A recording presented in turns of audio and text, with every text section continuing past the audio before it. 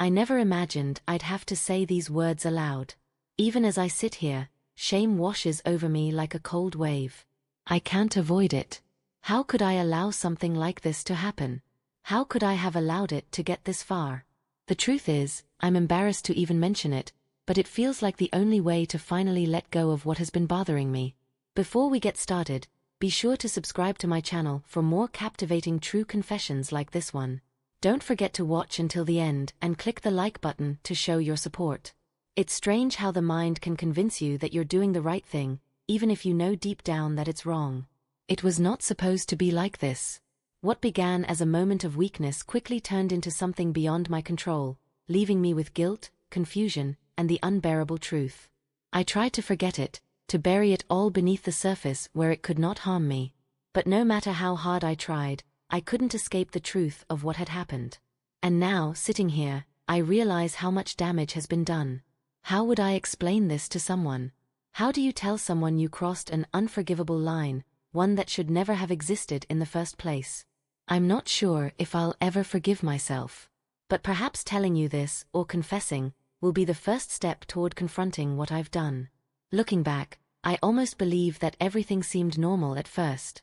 It was one of those evenings when the world seemed to be at peace, when the mundane aspects of life became almost comfortingly predictable. My mom had just finished cooking dinner, and the three of us, my mother, Greg, and I, sat down at the table. There was laughter, light conversation, and the clinking of silverware on porcelain. For a moment, we felt like any other family. But if I'm honest with myself, I know that wasn't the case. Even then, I could feel the air shift between Greg and me. It was subtle at first, easy to dismiss as a fleeting thought or a lapse of concentration. But it was there, undeniable in its quiet determination. I'd catch myself glancing at him, watching how he laughed at my mother's jokes and how his eyes sparkled in the soft light of the dining room. I tried not to look too long and tried to ignore the strange sensation crawling up my spine. But it was not easy. I wasn't sure what to make of the unease that had settled within me. I didn't want to admit that something inside me was changing, that the simple comfort of our family dinners was beginning to feel strange. What was it? Is there a shift that I cannot explain? Was it just me, or was there something moving in the space between us? Something I wasn't prepared to face for unknown reasons. I felt it from the moment my mother walked out the door. I didn't want to admit it to myself, but I could tell something was off. She'd left for another one of her business trips, which she'd done numerous times before. But this time, it felt like she wasn't just leaving the house, she was leaving behind our family's delicate balance. I stood in the doorway for a moment, watching her leave the driveway. There was a quiet emptiness in the house now, one that I hadn't noticed until it washed over me. And then it was just Greg and I. The space between us felt strange at first. It was nothing more than the usual small talk that occurs when two people are alone and unsure what to say. I expected to feel relieved and enjoy the quiet. Instead, the air thickened, and every word felt loaded with something unsaid. We talked about small things like dinner plans and how our days had gone. However, there was a subtle shift in how we communicated with each other. The distance that had always existed between us was starting to close. I noticed how his hand brushed against mine as we reached for the same mug and how his gaze lingered a little too long when we made eye contact. It felt intimate but made my heart race. I tried to ignore it, to convince myself that it was nothing, but deep down I knew something was changing, something that hadn't been there before. And now, with my mother gone, it was just the two of us. It's difficult to say exactly when it all started. At first, everything appeared so innocent, like simple moments that I could dismiss. However, in retrospect, I realized those moments were not as insignificant as I had previously thought. I couldn't get away from the way they lingered in my mind, replaying over and over again, as if I couldn't make sense of them. It began one afternoon when Greg entered the kitchen casually, as he always did. I didn't expect anything unusual. But then he did something that made me stop in my tracks. He wasn't wearing a shirt. I swear time slowed down as my gaze involuntarily traced the muscles in his back and the way the light caught his skin. I wasn't expecting it, and it rattled me more than I wanted to admit. The moment stretched, filled with a strange silence that I couldn't break. He did not seem to notice my hesitation, but I couldn't take my gaze away from him. I should have looked away. I should have said something. But I did not. I just stood there, frozen, feeling the heat rise in my chest as my breath stopped for a second longer than it should have. It was as if I'd crossed a line without realizing it. I told myself that it was nothing. After all, it was just Greg, my mother's boyfriend, who I had known for years. But that's the point, isn't it? It was not nothing. Later that evening, as I stirred dinner, the silence in the room felt heavier than usual. The house appeared smaller, as if the walls were closing in. I wore a light, sheer outfit, something I wouldn't have considered before. However, tonight felt different. When Greg walked into the kitchen, his eyes met mine. The brief look stopped my heart. There was a shift in the air, a tension that neither of us recognized but both felt, thick and uncomfortable. It was as if everything we had kept hidden was suddenly revealed, even if we had never spoken about it. That silence between us, the unspoken words we couldn't bring ourselves to say, hung in the air like a burden I couldn't lift. I wanted to break it and say something, but I was afraid of what would happen if I did. What happened to us? Why couldn't I simply let this feeling go? It was not supposed to happen. I had no reason to be so close to him. Nothing unusual had happened that day. I was walking through the parking lot, my mind preoccupied with mundane thoughts, when I unexpectedly ran into Greg. It wasn't a hard collision, but it caused me to stumble back a few steps, a moment of awkwardness I couldn't shake off. During the process, I dropped my keys. They flew out of my hand and skittered across the pavement, landing just a few feet away. I cursed softly under my breath before bending down to grab them. Then it happened. As I reached for the keys, Greg bent down, and our hands touched. Although the contact was brief, something changed in that split second. I could feel it, a spark that ran through my fingers and up my arm, as if something electrical had passed between us. I looked up, almost involuntarily, and our gazes met. For a brief moment, time seemed to stop. There was a strange tension in the air that I hadn't expected but couldn't ignore. It wasn't just a casual handshake, there was something more, an unspoken connection that neither of us had the courage to admit. He held my gaze for longer than necessary, and I could see a flicker of something there as well. Something I didn't understand but felt strongly. We both quickly drew our hands away, as if the touch had been too much, but the silence that followed felt charged in ways I hadn't expected. I tried to fake a smile, pretending it didn't matter, but my heart was racing. Why did it feel like that brief touch had made the air electric? I couldn't help but wonder if Greg felt it too. It was one of those cold nights when the air seemed to cling to your skin, biting at the edges of your consciousness. The power went out unexpectedly, leaving the house in eerie silence. I didn't expect the power outage to be more than just an inconvenience, but the stillness felt heavy and unsettling in an unexpected way. Greg and I were in the living room, suddenly enveloped in the silence of the darkened house. There was something strangely intimate about it. The silence made everything else stand out, the soft rustle of fabric, the sound of our breathing. We both reached for the same blanket at the same time, and I laughed as I tried to pull it from the couch. "I suppose we're sharing this," he said, his voice low but warm. I nodded, not trusting my own voice.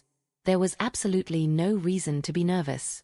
It was just a blanket and us sitting in the cold.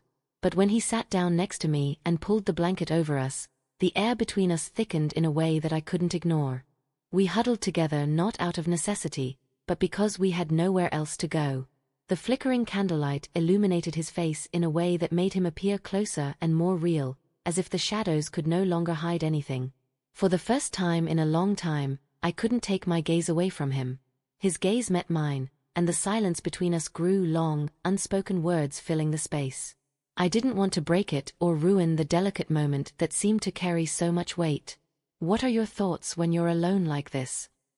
Greg's voice broke the silence, low and casual, but there was something else there, an underlying depth to the question that I couldn't quite pinpoint. I hesitated before responding, unsure whether I should let him into my thoughts at all. The atmosphere of vulnerability and intimacy made me feel comfortable enough to open up a little. "I think about things I don't tell anyone," I admitted softly. "Overcomplicated situations." I couldn't stop myself from thinking about the future and its possibilities. Greg was quiet for a moment before shifting slightly, his shoulder brushing against mine. What if the future differs from our expectations? His voice was quiet, almost a whisper, and it made the room feel smaller, as if we were the only two people in the world. I looked at him again, and for the first time, I felt as if the space between us was closing, not in the physical sense, but in a deeper, more intimate way. There were no more distractions, no more running away from how I felt. The conversation and shared silence helped us understand each other without needing to say anything else. In that moment, I realized how much I let myself feel. The worst part was that I was unsure whether I wanted to stop. It was late. The house had settled into an almost unnatural stillness, the kind that only occurs when everyone else is asleep and you are alone with your thoughts. I'd been in the kitchen for a while, mindlessly cleaning up. My hands moved on their own to clean surfaces, but my mind was elsewhere. It was always like that when Greg was around. His presence seemed to pull me out of reality, making everything sharper, more vivid, and paradoxically more uncertain. I didn't hear him approach, but then he was standing next to me. We did not speak at first. The silence between us felt heavy, as if it was pushing down on me. I was painfully aware of every small movement and breath that left my lips. I couldn't tell if he was waiting for me to speak or if he, too, was unsure how to defuse the situation. We stood there for what felt like an eternity, the distance between us shrinking with each passing second. It was impossible to ignore our bodies' alignment and proximity. I felt his presence more than I saw it, which was somehow worse. My heart started beating faster, thumping in my ears as I tried to resist the urge to back away from him. But I did not. He suddenly leaned in. At first, I thought I was hallucinating, but then his lips were warm and soft against mine, and everything else seemed to fade away. There was no room for hesitation or doubt. It was just the kiss, and how everything between us seemed to explode in that single moment. It was a release, a relief from the pressure that had built up over days, weeks, and months, and it had nowhere to go but into this charged moment. But then, as quickly as it had begun, we pulled back. The silence was suffocating, and neither of us spoke. I couldn't look at him, couldn't think clearly. My heart was racing, and my breath was shallow. What did we just do? What had I just allowed? Like that was the end. I stood facing the kitchen sink. In what seemed like an instant, I heard his footsteps. He quickly drew my chest into his large arms. It felt wonderful. I felt his stick poke me from behind. At this point, I turned to face him. I gave him the most intense and passionate kiss ever. We kissed for what felt like forever, and I was feeling very hot. He led me to the bed and quickly took off his clothes, revealing his hairy chest and firm abs. I did the same, exposing my body.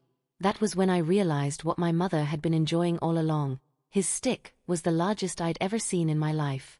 I spread my legs, and he guided himself inside.